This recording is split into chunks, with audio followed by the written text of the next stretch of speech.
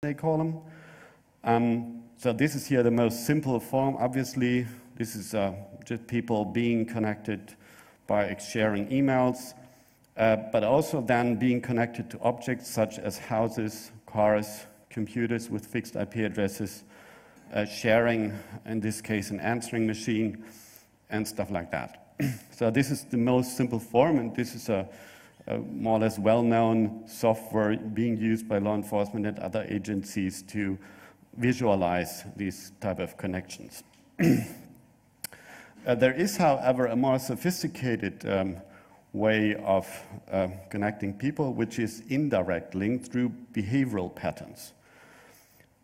Meaning that what these guys are doing, for example, is putting old police records from known and already in-jailed criminals for human trafficking, for drug stuff, for whatever type of crimes, and using this type of old records to create databases of patterns.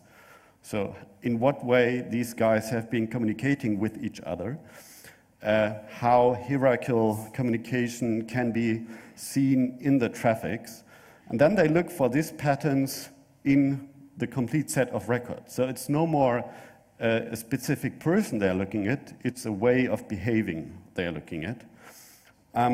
Again, this of course is being done and is being developed in different levels of sophistication, I would say. So this is a more easy example where two suspects are known to talk to each other.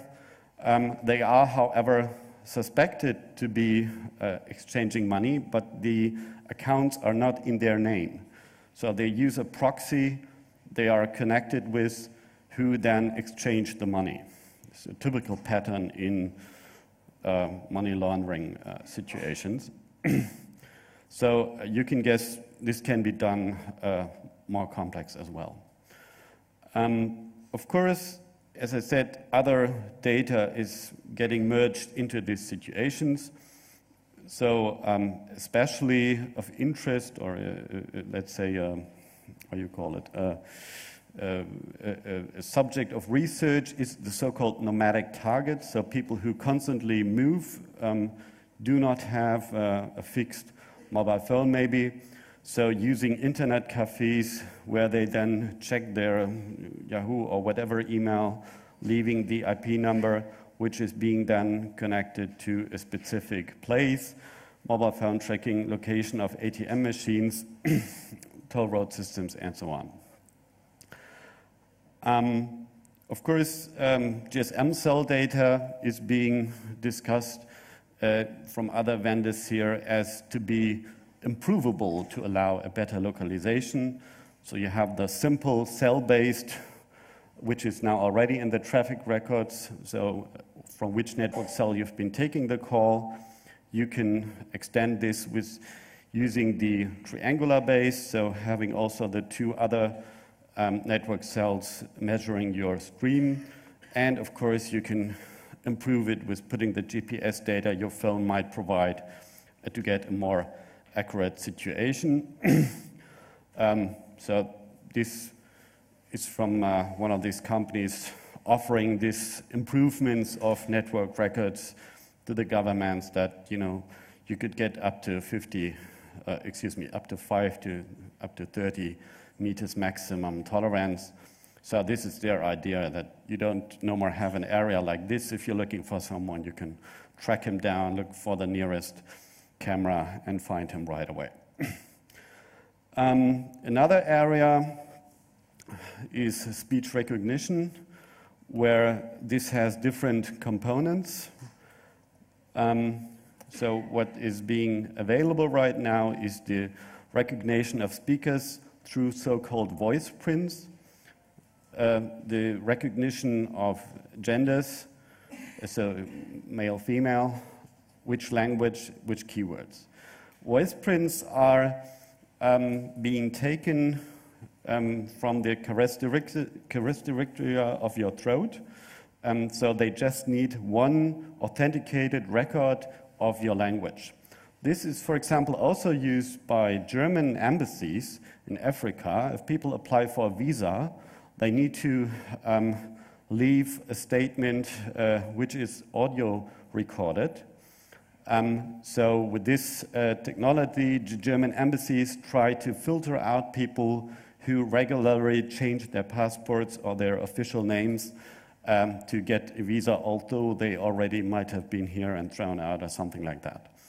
So they use one certified audio recording, and then this technology is being declared, let's say, practically using, and it means, of course, that people who might think that changing a telephone, going to the nearest cell phone, changing offices or stuff like that would help them to hide them. Doesn't make sense anymore. So you are just identified by your voice prints. Gender is, I guess, more easy, suitable for filtering again. And then we come up to language, so including accents, if you're Bavarian, German, or whatever. So the whole thing of this type of technology is a cost-cutting argument, saying, well, when you have a lot of intercept in a situation and you're looking for a specific situation, of course, their keyword recognition systems are not also working in all areas, where they again use databases previously used, where they know what kind of slangs are used for describing drugs or whatever. But setting up humans listening to these streams, writing reports, is very expensive. So this technology is used to pre-filter stuff, and then say, here we got this guy in this conversation, and now we can concentrate on listening to this one call and no more to go through hundreds of intercepted streams from various places. So it's like an economic argument for using this type of technology. Here then an example given for a drug investigation. Italo-American company, one branch in the US, one in Italy, drug trafficking, bad guys are Italian, where they could be located at both branches. 1,000 calls a day, roughly 50% women, and then you start to filter the stuff with this type of technology. So when you got this 100 guys, 10 women, 90 men, blah, blah, blah. So you get down to a level of just listening to about 6% of all phone calls after using this technology to filter instead of about 9%, which makes a difference of 300, 400 calls, which you do not need to listen anymore because you have this type of technology. So, as to be clearly seen, it's an economic question. This is the keyword stopping domain, where keywords are used from all kinds of previously or already existing cases of different areas, where sample documents are produced, intelligence modules are trained, and then you can identify these streams or this type of patterns in all kinds of intercepted data. I'm jumping a little bit back here to speaker recognition, including emotional involvement is something they are developing right now, and they're saying to be able to offer quite soon, that you can automatically recognize if someone is excited, if he's emotionally involved. So if there's a change in his behavior in relationship to a specific event that occurred. This is an, let's say, ongoing issue in this community being discussed. How do you recognize specifically people who react different to an event than others do? So for example, you have a terrorist event, something happens, and you have like the usual people talking about how bad it was and so on, but you have some people who seem to be maybe behaving totally different to this.